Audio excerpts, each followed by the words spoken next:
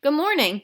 Today I wanted to take some time to go over what we've been studying these past 2 weeks in our poetry unit.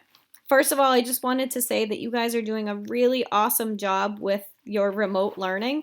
I am really impressed by the work that you have been submitting. I love that you're reaching out when you have questions.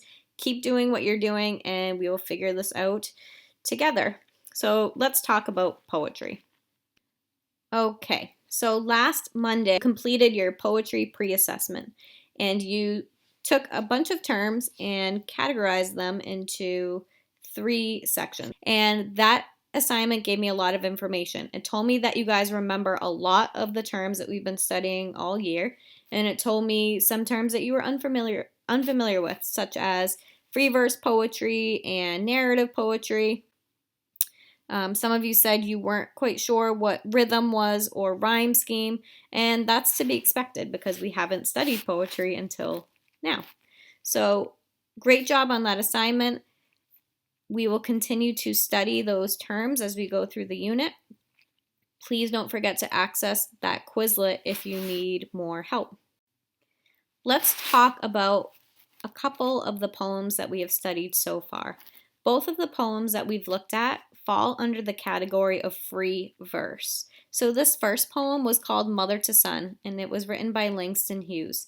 This is a free verse poem because it does not have a specific structure. It does not follow a rhyme scheme. It does not have a rhythm. So therefore it is free verse.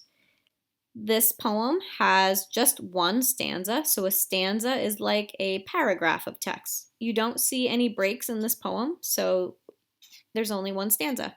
Verses. This poem has many verses. A verse refers to a line of poetry. The poet here is Langston Hughes, which you all told me on that assignment. And in this case, we have a different speaker.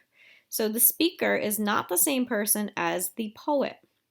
The speaker here, as many of you were able to tell me, is the mother. Okay, so a mother is giving her son advice about life. You do see repetition.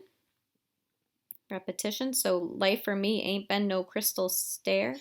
Life for me ain't been no crystal stair.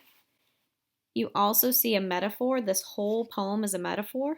The mother is telling her son that life is tough. Life is not easy, but you got to keep climbing that staircase. And that kind of goes to the theme of the poem. So you had lots of interesting ideas as to what you think this poem means. I love that you used evidence from the poem to support your ideas. The next poem that we looked at was called Introduction to Poetry, and it was written by Billy Collins. Again, this is an example of a free verse poem. It does not have a specific structure or rhyme scheme or rhythm.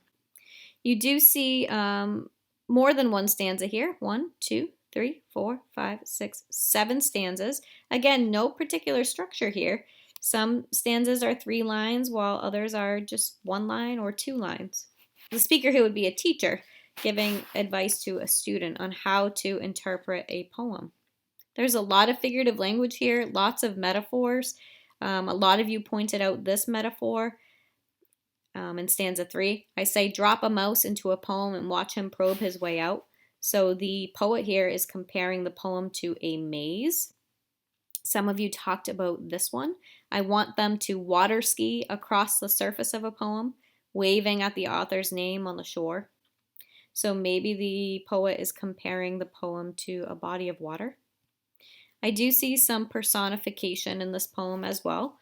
I see in stanza 1, 2, 3, 4, 5, 6. All they want to do is tie the poem to a chair with rope and torture a confession out of it. You can't torture a poem. You can't tie a poem to a chair. So this is personification. A lot of you had some interesting ideas about the theme of this poem. Many of you talked about how it's probably telling us that there's no right way to read a poem. The speaker is trying to encourage his students to experience the poem using all of their senses, like their sight or their sense of hearing. And everything that you had to say was very fascinating. Great job. All right, so some takeaways. Again, this is just a brief overview. I just wanted to sort of review some of the major points of our instruction these past 2 weeks. So some takeaways. Poetry is all about word choice and the use of figurative language. Poems cause the readers to think deeply, and they aim to showcase a theme. So in both poems that we've studied so far, hopefully you realize that you had to think deeply about it to understand the deeper meaning. And then finally, not all poems have to rhyme. Both poems that we've looked at so far fall under the category of free verse poetry. Now that we have studied a couple free verse poems, I have a challenge for you that we're going to be working on today and at some point next week as well. So my challenge to you is to create a free verse poem. So let's go over again some of the elements of a free verse poem. So free verse poems do not have a specific rhythm or rhyme scheme. Free verse poems do use figurative language like metaphors, similes, personification, hyperbole, etc. You could also use maybe repetition, alliteration. Free verse poems do have deeper meanings. They do have themes, and that can be the hardest part for some of us, and that's to create a poem that does have a deeper meaning, something that causes your readers to think. You can write a free verse poem about anything that you want. However, I know that it might be tough for you to just think up a poem, so I came up with a few prompts to help you. You don't have to respond to any of these prompts. You could just do something else. So I will post these on a separate document so that you can look at them a little bit more closely. But let's take a quick look. So you could write a poem reflecting on the situation that we find ourselves in right now. You could write a poem with a non-human speaker, maybe a poem with a dog speaker or a plant. You could write a poem with a speaker that's not you. So you could write a poem where, of course, you're the poet, but your speaker could be a grandmother or a baby. Here's another idea. You could grab the closest book, go find a book in your house, turn to page 29, and write down 10 words that catch your eye. Try to use 7 of them in your poem. I like that idea. I'm going to try that one. The next one is to write a poem about a superhero coming to your house and confronting you about something. And somewhere in the poem, you have to state what your superpower is. You could write a poem about a weird fact or several odd facts that you know. You could write a poem that begins with the last thing you remember somebody saying to you, and see if you can use that line 2 or 3 times in the poem, so that would be repetition. You could turn on the radio and write a poem inspired by the first thing you hear, whether it's lyrics to a song or a commercial. Think of the nicest thing that anyone's ever said to you. Write a poem about a rainy day and something flooding. End the poem with this good thing that someone said. Write a poem that describes the wallpaper on your computer or phone. Write a poem to your future self, but do not say it is to your future self. So these are just some ideas. Again, you do not have to pick one of these. They're just designed to get you to start thinking.